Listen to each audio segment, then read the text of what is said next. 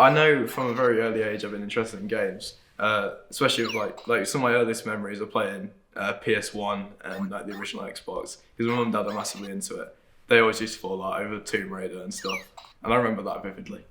So I started because me and my mate Jess would go around to her house quite a lot, and we sort of found that didn't have much to do. So we were thinking, what should we do? Obviously, you buy a Wii. I think that's got to be when I started. That's got to be when I was, like, yeah, I want to do this now. Because it was after I got a job. So pretty much all my money went into it. And I remember going into CEX and going to the Wii game section, just like picking out random games. That was sort of my first, big buy. It's only like 20 quid. But I remember putting it on the shelf and thinking like, yeah, I'm not going to sell them now. That's literally how I started. I'm not going to sell the games I'm buying.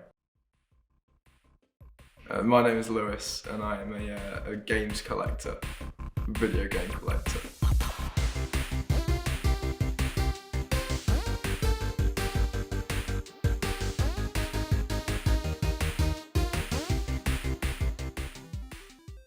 Without cash converters, I probably wouldn't have as many games as what I do now. I definitely wouldn't, because I'd go there every time, and every time I always come out with a game. Because even when there's a game, even when there's something that I don't want there, like I can't see anything I want, I'll get something because it's so cheap. I think how much I've spent doesn't actually represent the value of my collection, if I'm honest. I've got all these games, and a lot of them still have the price on it, and it's like 50p for a game, which is worth £2.50. And obviously that doesn't sound a lot, but when you've got 200 of them, that's 5 times the value, And, intrinsic value as well. Like, I love a good bargain. So getting a game for 50p when it's worth a tenner, that makes me want to play even more, really.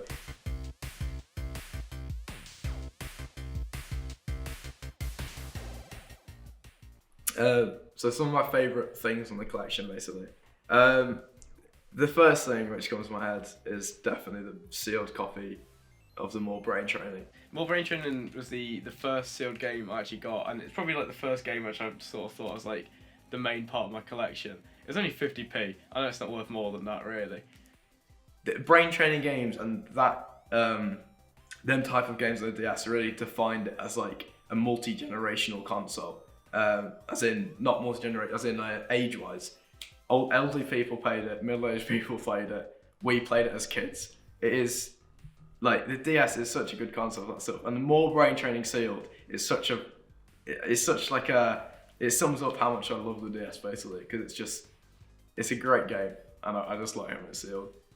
Oh, I've got a Diablo Loot Goblin amiibo, and I think the box is like almost as good as the actual amiibo flat, so that's still in the box. But I think it's really dumb that Amiibo made like a collaboration with Diablo as an amiibo. Somehow it works really well.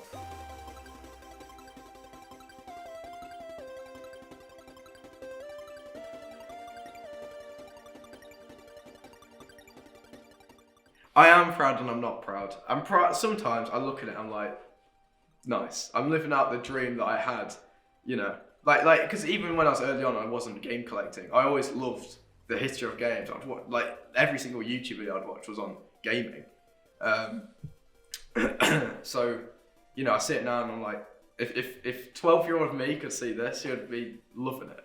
But then again, now I'm, I'm going to be 20 next year. And it's a lot of money, which is just there.